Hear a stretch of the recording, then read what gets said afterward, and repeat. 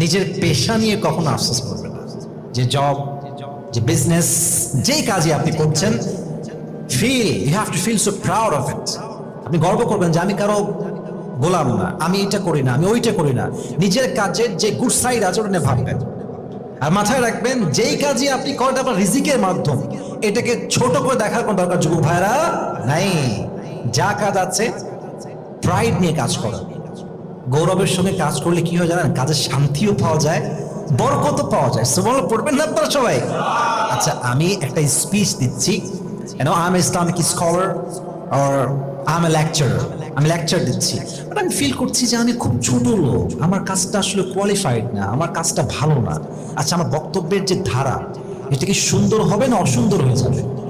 অসুন্দর হয়ে যাবে। Very simple fact, very normal fact. অতএব আপনাকে যদি নিজের জীবনে উন্নয়ন করতে আপনি চান, নিজের কাজ নিয়ে